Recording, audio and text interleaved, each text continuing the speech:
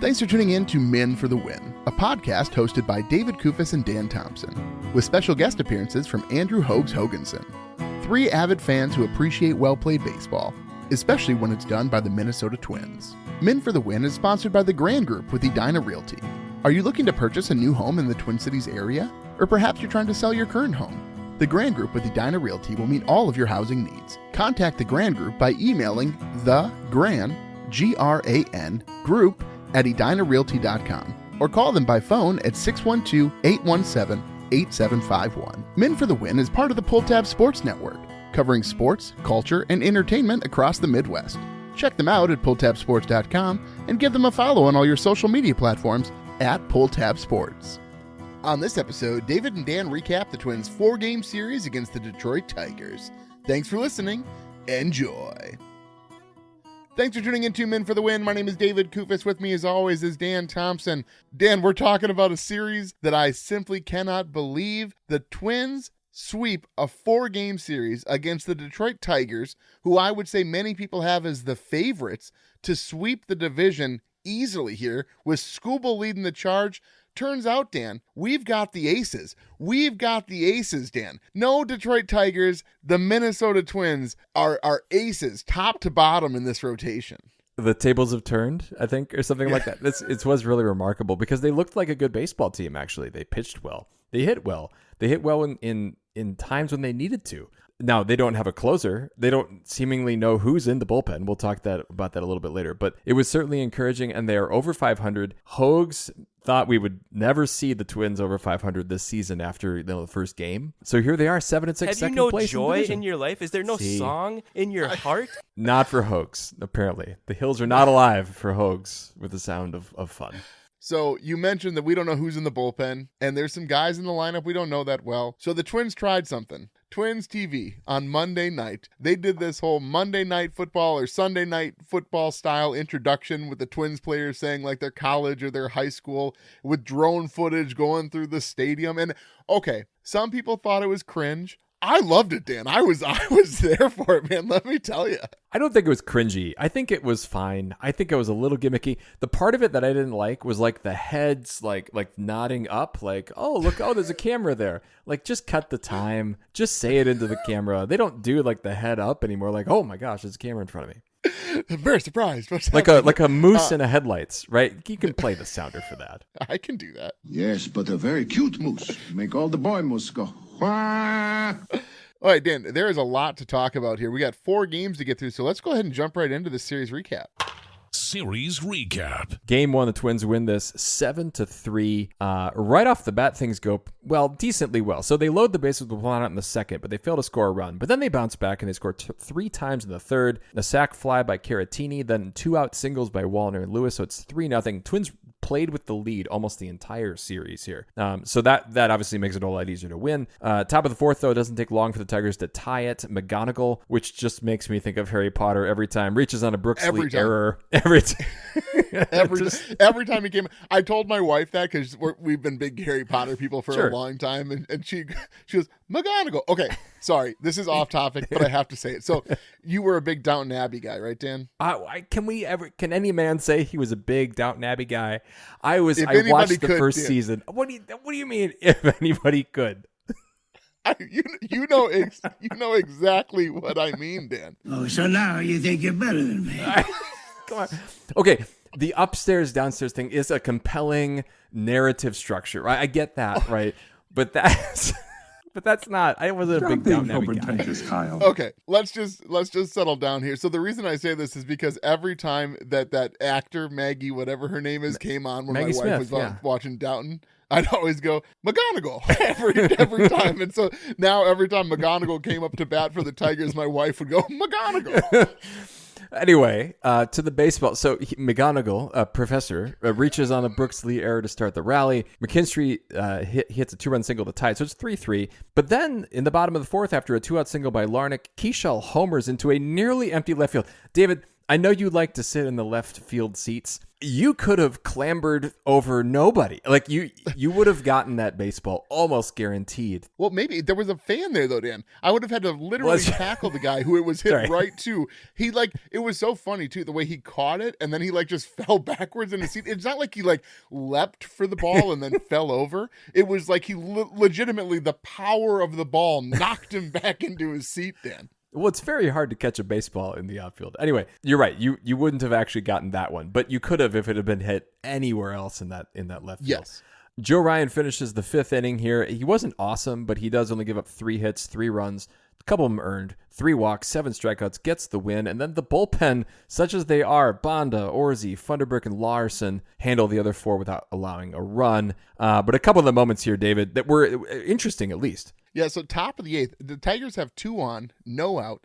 There's a wild pitch by Funderburk, but it bounces off the limestone just perfectly back to Caratini, who then catches Spencer Torkelson in a rundown. And the thing is, there's every once in a while, there's some lucky bounces at Target Field. But all I could think about is, remember the replay that we've all seen 1,000 times where Mauer catches the ball behind his back?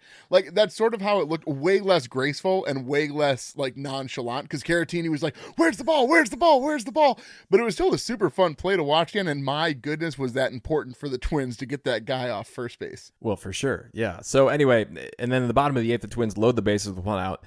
After a Clemens K, Carantini singles on an 0-2 pitch, so it's 7-3, and that was big to give him a little bit of buffer there. Cody Larson, I really struggle to say his name, gets the first save of his career because he got a couple outs in the 8th and then all of them the 9th. Do you think, had I given you a list of pitchers who might get a save for the Twins, do you think Lawyerson, was he going to be on the list here that you would have written? No, of course, none of these. I mean, Funderburk, yes. We'll get to more here because there was, 3 different guys made saves in this series? It doesn't even matter. It's amazing. Okay, let's go on. Game 2 here. Twins win this one 4-2. We had projected a pitcher's duel, Dan. And then we sort of got it, only from the Twins side, though. It was shocking. So the Twins get to Scoobel. They score all 4 runs in the bottom of the 5th inning. Brookley leads off the inning with an ill-advised bunt, which I don't know what he's doing here. But he hit himself in the...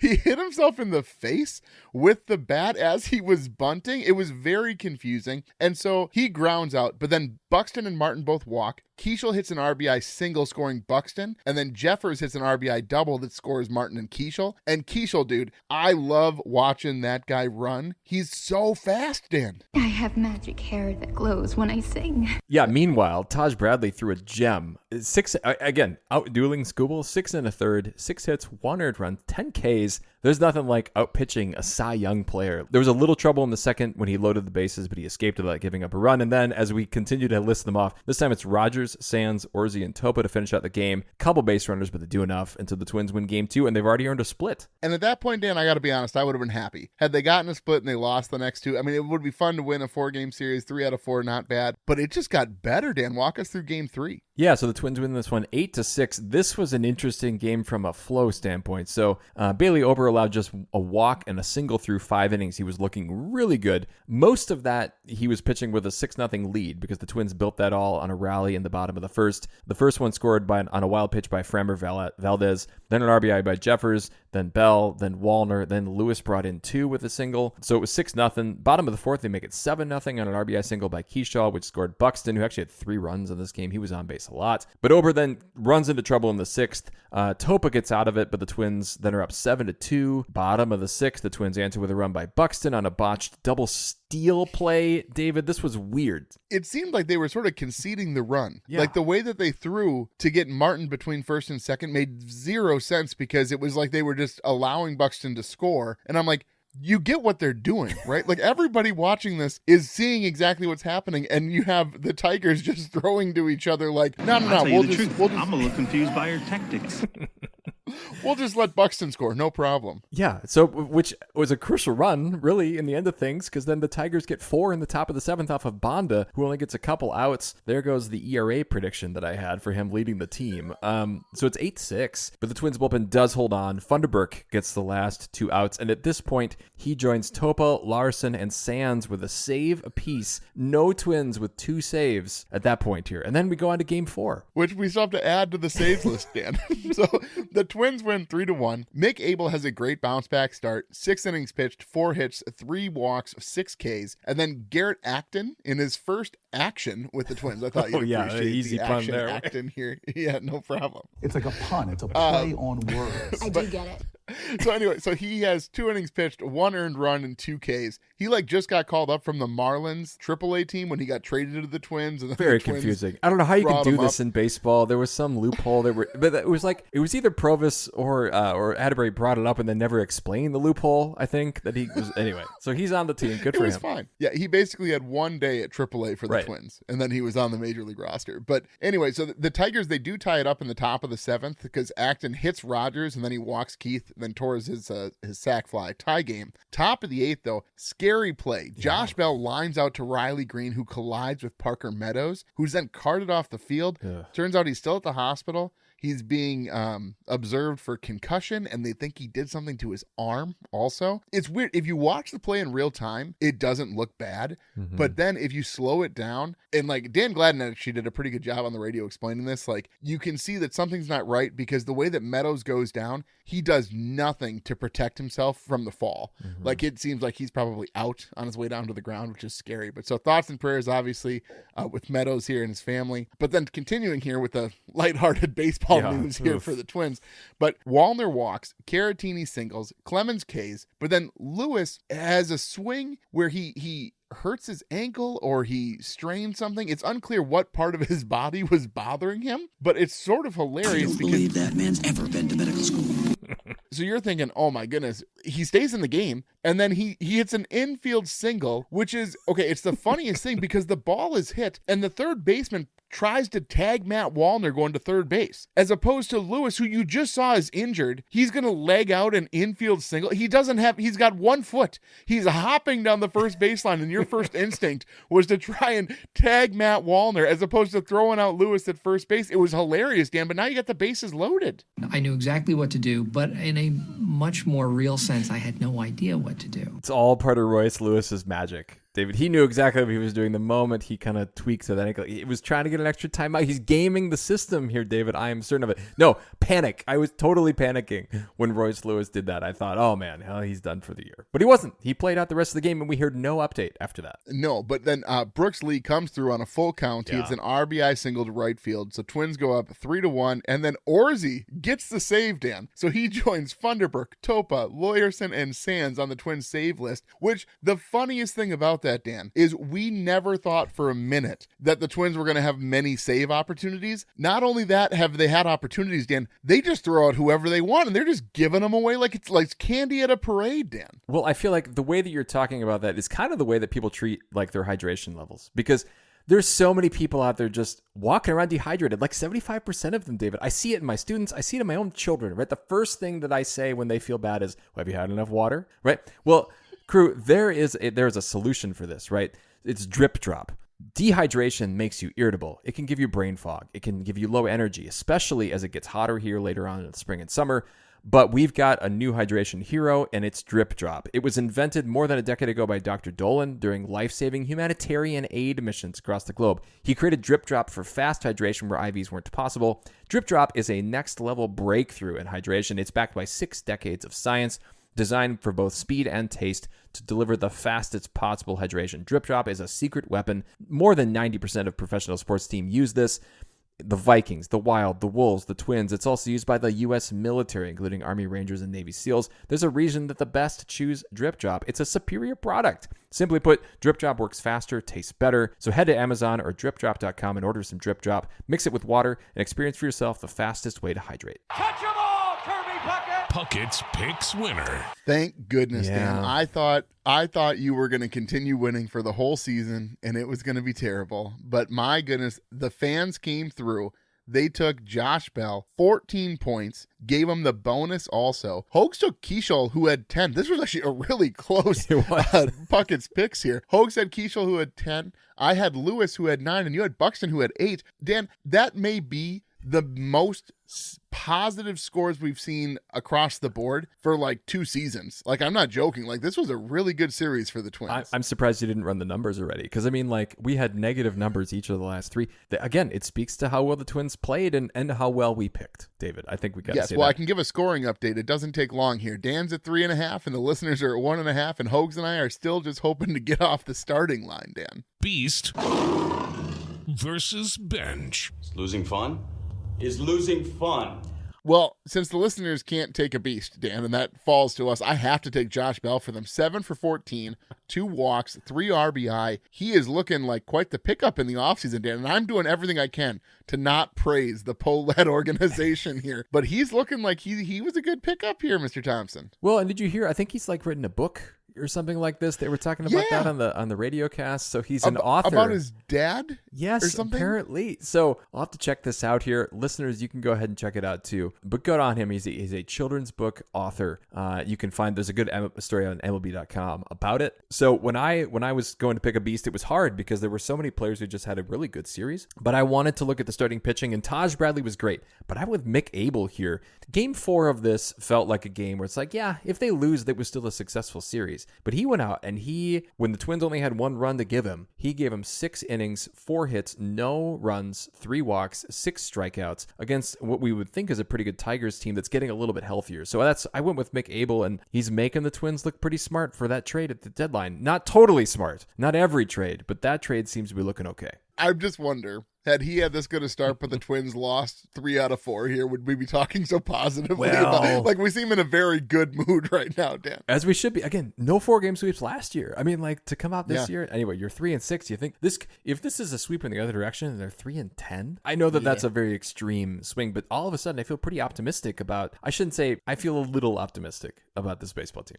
Yes, we'll see how that optimism grows. May 10th, folks. Don't forget, if you haven't listened to the season preview show, go back here, listen to the season preview show. Every year I give my prediction for when we're going to know what this team is. I'm telling you, May 10th, if this team is still at 500, you can start cheering wholeheartedly for the Twins to make a wild card. I think it's totally possible, but we won't know for sure until May 10th. I'll jump in with my bench here, and it's James Outman. And it's not, he didn't play a lot, and he had a great catch in Game 4 that was actually really important. But he was 0 for 6 with 5 strikeouts. For a guy who has apparently the pedigree to be a great Major League Baseball hitter, he has not shown it in his year. Well, it's been less than a year with the Twins, but the half season plus a sixth of a season, less than that. He hasn't shown that. It's so weird, right? Because we're going to be talking about guys for a while now. There are people at AAA who are more than willing to come up and play for the Major League club, who would be much more, if nothing else, even if they had the same results, they'd be more exciting because you don't know what they are. And James Outman is starting to become clear what he is. Yeah. I know people got excited about the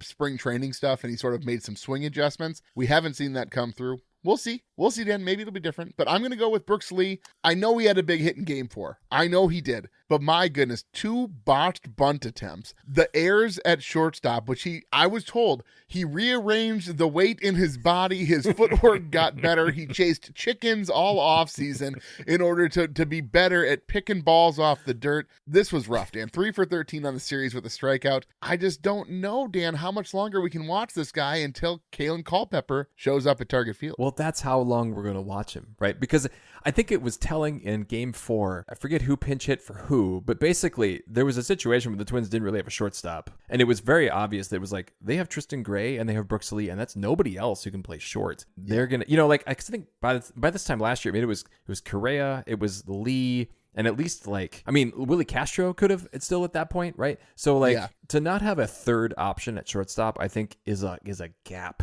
in a strategy for a baseball team. I don't know. Throw Cody Clemens out there. I mean, he played in left, right? I mean, where can't Cody Clemens play? That's always the question. Yeah. All right, let's keep pushing here. You ever seen Buck with his pants down? No. Derek's debrief.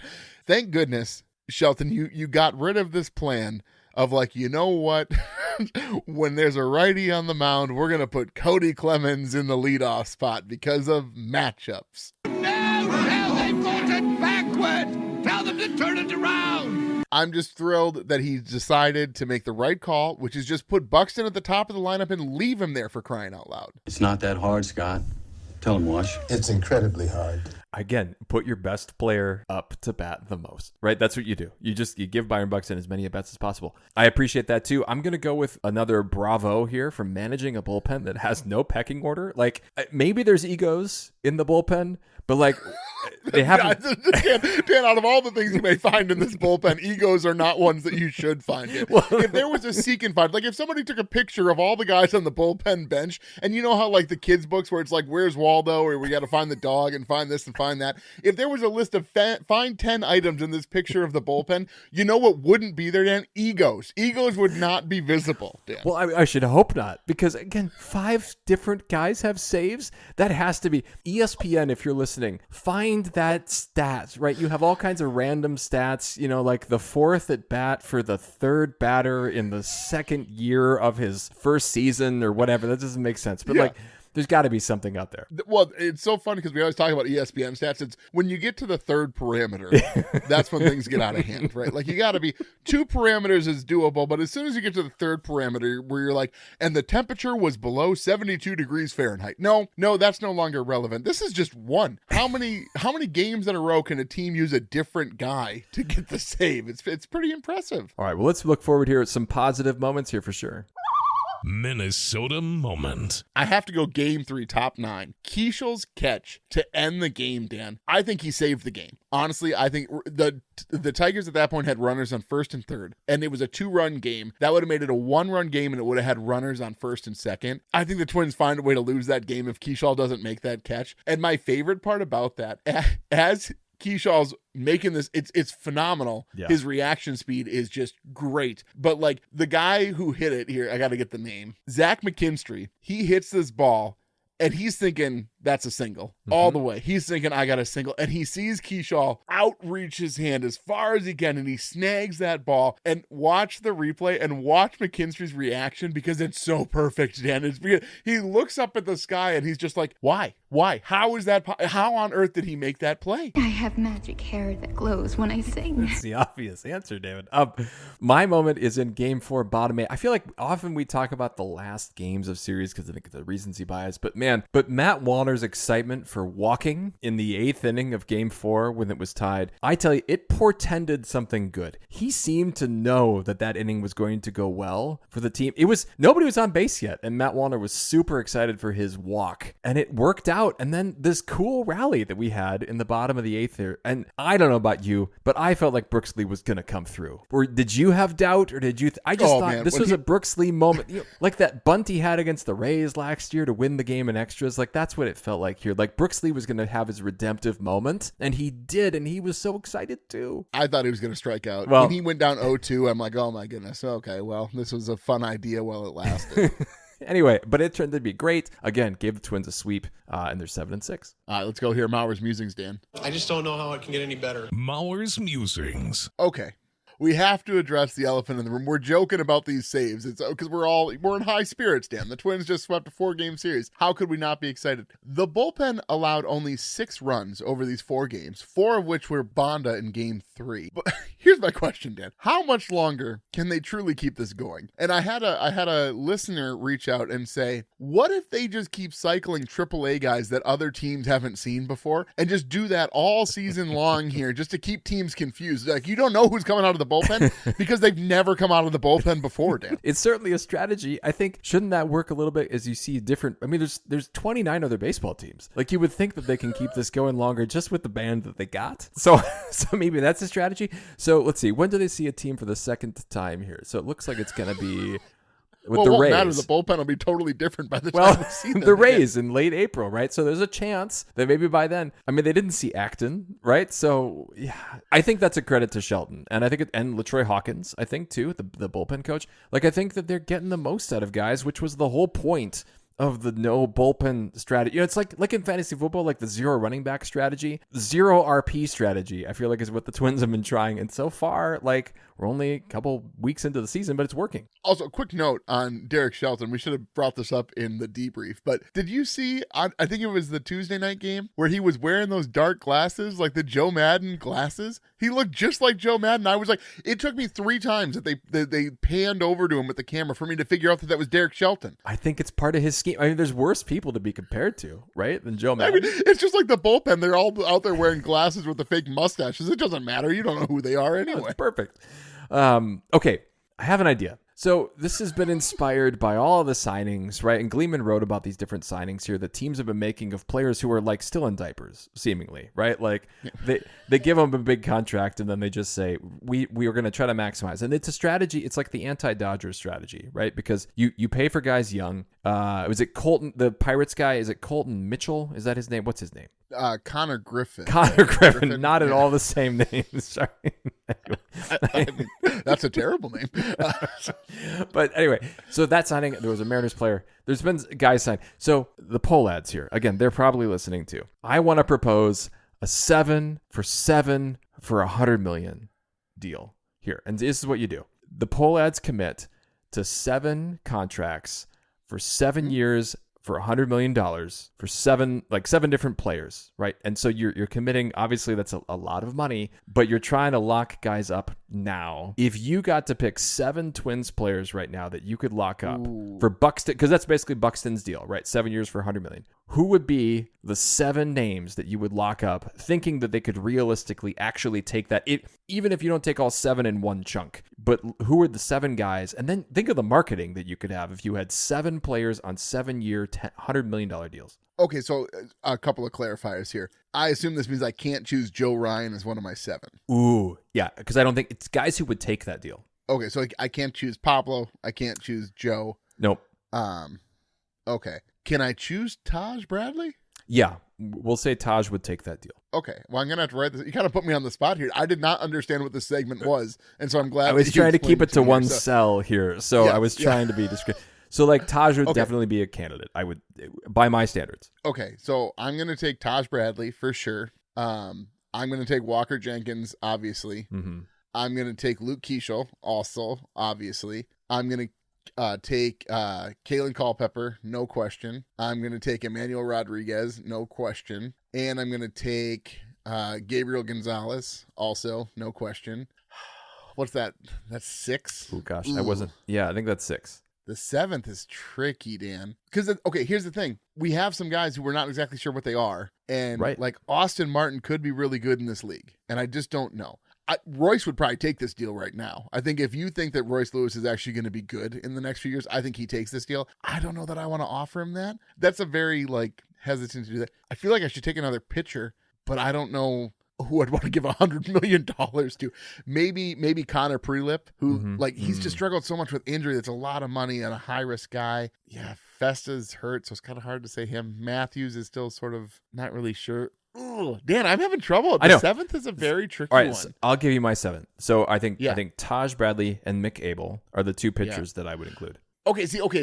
Oh, yes, that's a fair. I'm still skeptical of Mick Abel because what we haven't really said about this episode the entire time is what if the Tigers just aren't good at baseball? That's a very real concern here. I know we're all riding high here, but I'm very concerned that, Mick Abel had a great outing and said, Bailey Ober did pretty well, but what happens if these weren't bounce backs and we just played a team that's so bad it made even Mick Abel and Bailey Ober this year look good, Dan? That's possible.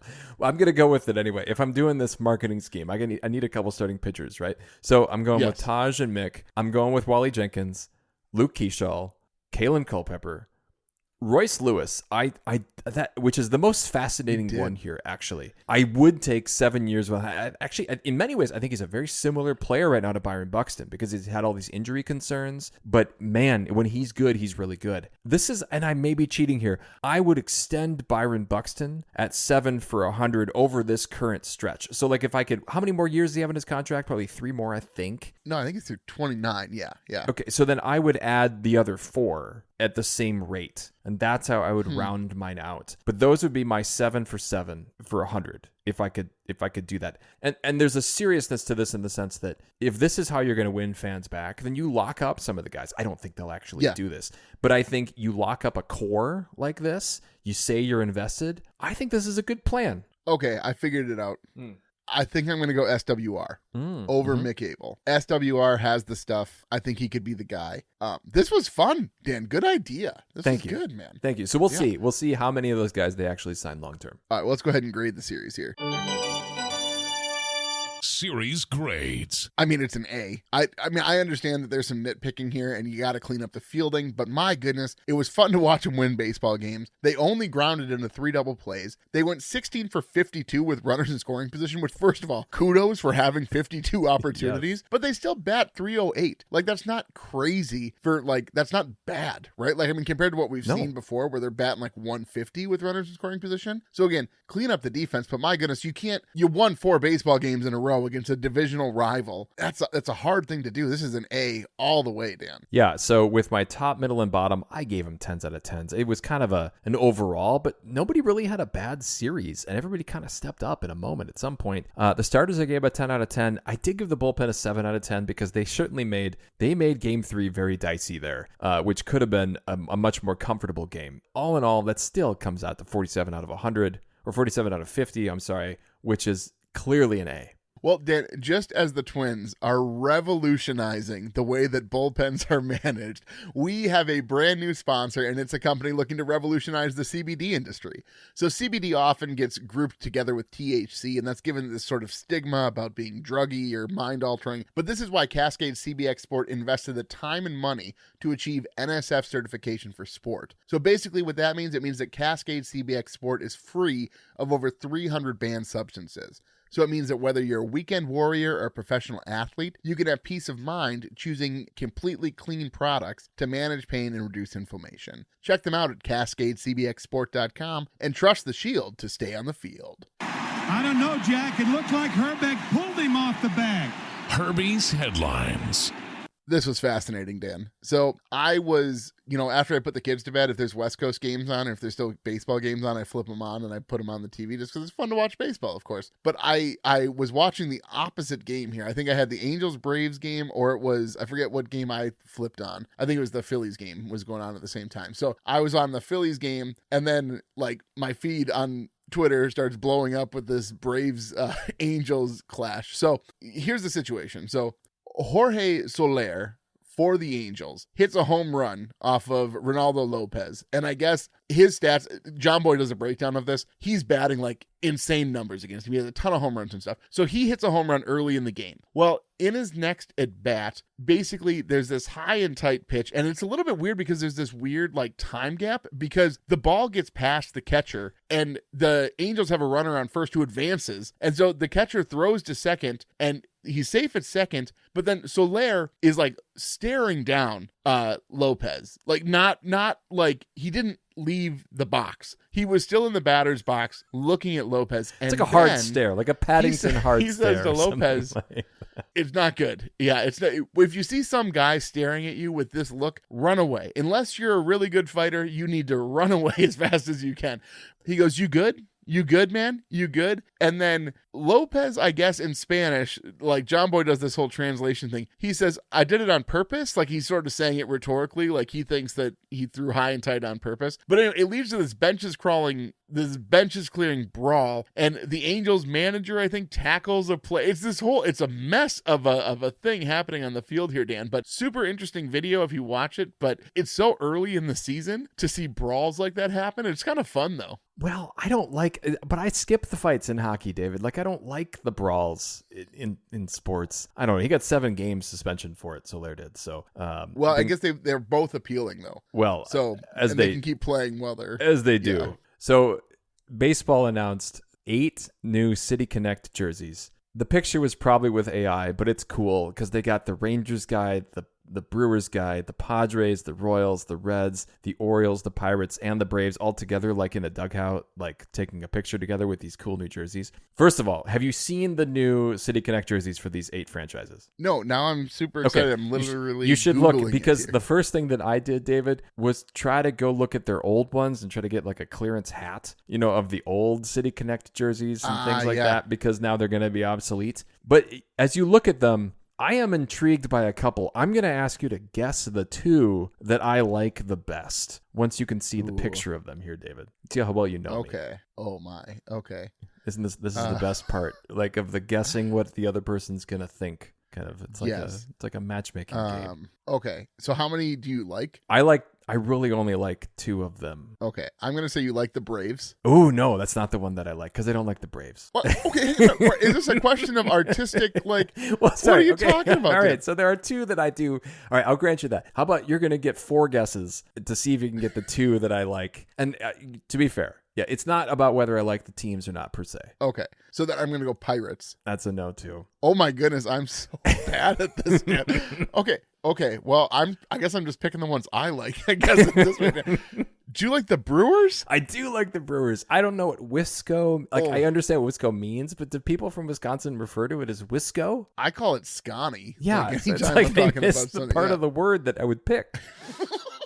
Should outreach to the Brewers and be like, I don't think you know your own fan base here. Nobody calls it Wisco. Okay, but I do like the jersey. And then is it the Reds? You like the other one? Nah. I actually like the Baltimore look. I don't know. Oh my goodness, I was so certain that's one you didn't like because that one is by far the worst. Maybe the hat's okay. Be more on the front. Apparently that's what people from Baltimore call themselves. I don't know. There's no way that people from Baltimore call themselves Be More. Anyway, I talked to my Padres buddy. I texted him, and I got a very long text back about the San Diego one, which I was very impressed that my friend Bill had so much to say here. But he prefers the previous one. I guess this is my question to you: what's going to happen to all those old, City connectors, like the Twins one, which I think is not fading. It's not like aging as well as I think that I liked it at the beginning. I'm wearing my City Connect Twins hat now, but I don't know. I'm curious to see how long they can keep this going. I think it's interesting because there's some logos that when they bring them back, remember when they brought the TC back and that was kind of a big deal, and so it's sort of there's some things that are retro and then you sort of bring them back and there's so much nostalgia for it. It does make that sort of built-in nostalgia more difficult because you're having these jersey transformations happening more frequent, right? So I don't think it's a bad thing because I do think that having team have a fresher look, I understand why they're doing it, and obviously they want to sell more stuff. Let's not pretend like this is any other thing besides them trying to make more money on us. I do think there is something to be said that if you're going to continually do this every 3 years, I'm just thinking about my kids growing up watching the Twins. For me,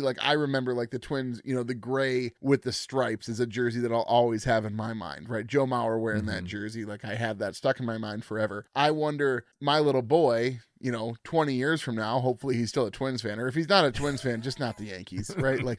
Or the Dodgers, just not a coast team. If you want to be a Cubs fan, I can deal with. I guess the Red Sox, if I absolutely had to. Anyway, not here nor there. That's another episode. But yeah, so 20 years from now, my kid's listening to this back, and he's wearing his Yankee hat. He's gonna be like, "Oh no, Dad, I'm so sorry." But so I don't know why his voice is so high when he's 20 years. You can't root for the Yankees. Anyway, what was I saying? Okay, so I just think if I've taken him to, let's say, 30 games in his life, which I'll probably take him to much more than that. I would hope so. But is he going to have a connection to those jerseys the way that I do? Because they have so many different ones. The Twin Cities jerseys, we love those with the cream and the blue lettering. I hope that those stick around. But yeah, now it's we're getting pretty crazy here, Dan, how many different jerseys the Twins can wear. How can you not be romantic about baseball?